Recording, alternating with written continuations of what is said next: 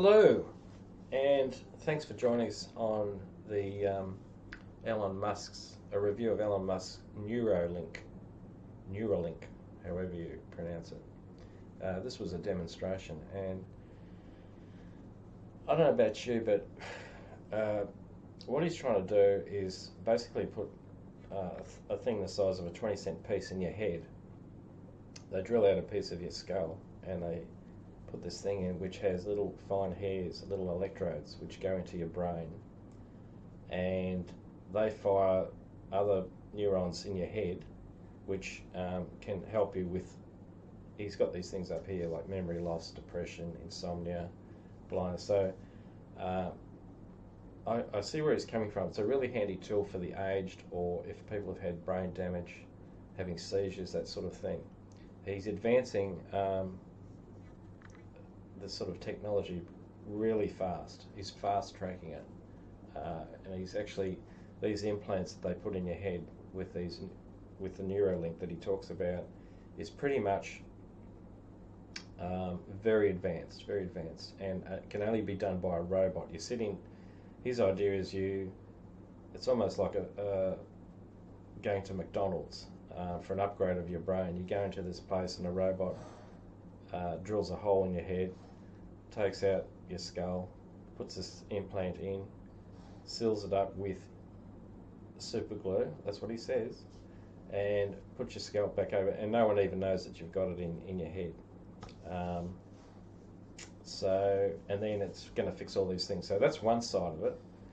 The other side that he's doing with it is he's trying to keep up with artificial intelligence.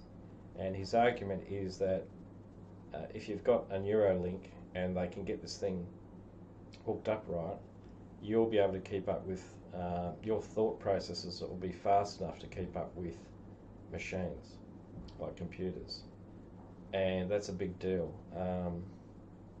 That's a very big deal. I don't know how he's going to do it or what he's been working on, but there could be problems associated with that too. And the biggest problem that everyone's worried about is not so much the threat that artificial intelligence is going to overtake us.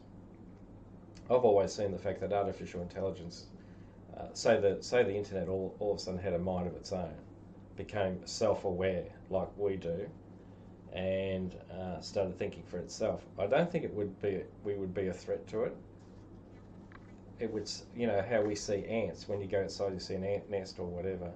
Generally, you don't bother with these things because we're busy with our own lives, doing our own thing. And I think even now, the internet could be doing stuff on a collective scale as a sort of a consciousness within itself. It could be doing stuff that is far beyond what we could ever comprehend.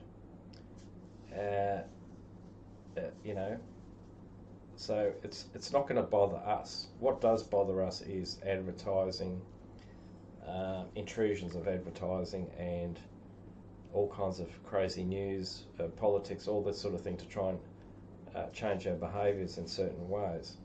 Now, my problem with Neuralink isn't so much the keeping up with artificial intelligence, or it's great that it's doing this other stuff, but what if Big Brother or these advertisers start hacking in, because everyone's greedy, they want money, and if they can get into your brain and commit you to do things to make them a profit, that's a hard thing to stop.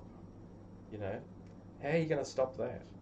And what about hackers that just want to hack into these machines that get into your head, that are connected to your head, and they're doing stuff too. So in the end, and one other thing was, one neuroscientist said, what if somehow an artificial intelligence gets into your biological brain and starts running it for itself, and taking it over, or sharing it. So sometimes you're you, sometimes you're this artificial intelligent machine. There's a lot of issues, and I know he's fast tracking it because he's got this argument about artificial intelligence overtaking us, or virtually destroying us within a short space of time, within the next 10 to 20 years, maybe even shorter. This is Muskie's worry, and this is a way of keeping up with it. But I don't know. I think it's something we've got to go really be very careful with. I don't know what your thoughts are, but in his demo, I'll just play a little clip and you can listen to what he says. Oh, wrong thing. Hang on, where are we? Sorry. Got my own technological problems here. But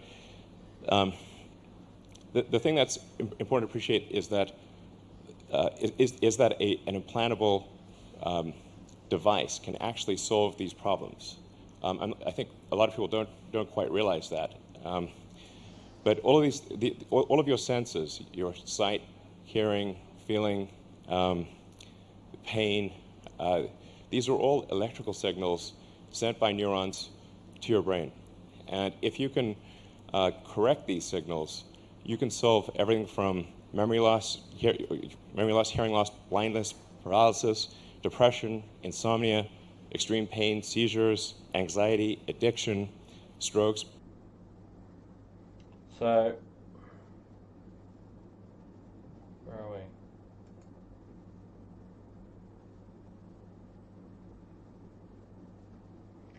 Yeah, so he's sort of saying, you know, by getting... I would say this is sort of a bit like sort of kicking the TV, which does work, but not always, and it has limits.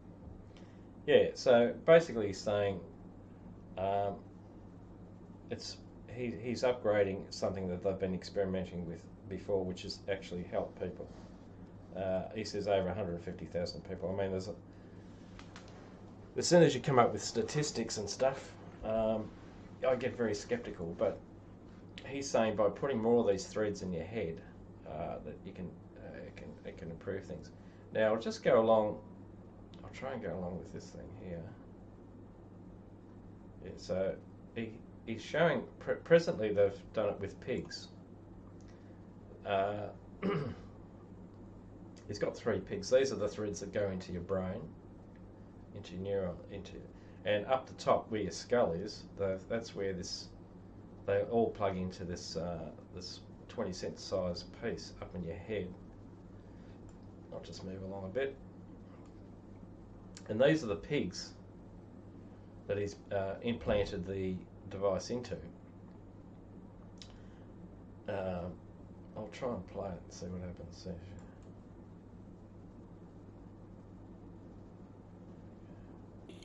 Dorothy used to have an implant, and then we removed the implant. So this is a very important thing to demonstrate is reversibility. So if you have a Neuro Link and then you decide you don't want it, or you want to get an upgrade, and the Neuro Link is removed, is it removed in such a way that you are still healthy and happy afterwards?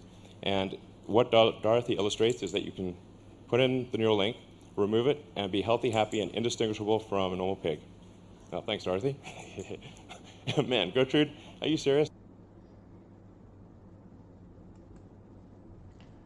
So what he was referring to there, Gertrude wouldn't come out. Gertrude had the implant in his head, and he wouldn't come out to the front cage. He was playing up, and that embarrassed in this live demo. It was pretty bad. It was equivalent to one of these rockets blowing up before it goes up into space. This pig just would not come out, the one with the implant in it. Eventually they got it out, and they virtually forced it out. It was shy. Now that could be normal. The pig could be normally shy, but if you watch the whole demo, you'll see that it's pretty embarrassing for him. And so anyway, he's got a whole team of people. If we go down here, he's even advertising for people to help with the research. Let's go down, zoom down a bit. Oh, this is I'll show you the robot. If I can. Where are we? I've got a slow computer here, so anyway, here it is here. This thing here is the robot. When it comes up, he's talking about it, and you sit in it, and it does the whole operation. Here it is here. So you sit in here, and it drills a hole in your head and puts these wires in, and you're off and running within 2 hours. He's trying to set it all up almost like going in for a Mac with a lot. And he says you can be in hospital and out in less than a day. So pretty ambitious. And, you know, would you really want one of these things in your head unless you really needed it for medical reasons? I don't know. I don't know whether I would do that. What are your thoughts? This is his team. And here they talk about, there's a lot of questions, and a couple of the guys answered, you know, what if people are trying to hack into your head through this Neuro Link? Oh, it's very secure and all the rest of it. Well, as we know, nothing is secure in this world. Something can always get in. Something's can hack in, and you don't want people hacking in your head. You know, one minute you're having a sausage roll, and the next minute there's advertising in your head saying, compelling you to go and go to this coffee place, drive to a coffee place and buy this particular coffee. Whereas before, advertising is persuasive, but you've still got your own conscious mind to make a value. You work up values and you make a decision.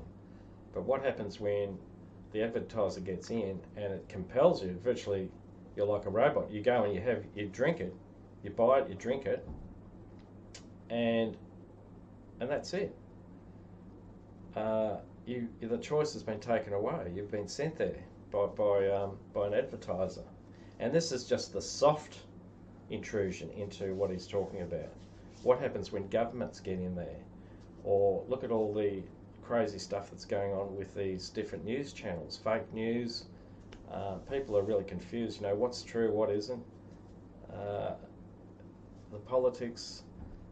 Heaven knows. The world outside could be destroyed, virtually just crumbled. But in your mind, a machine could be telling you, oh, it's beautiful out there. You could be eating just garbage and you wouldn't even know it. There's all kinds of weird shit going on here. So anyway, what are your thoughts? Let me know. I'll put this recording up on my Just Live YouTube channel, and yeah, food for thought. You know, do you really want to walk around with wires in your head? Don't know. Don't know.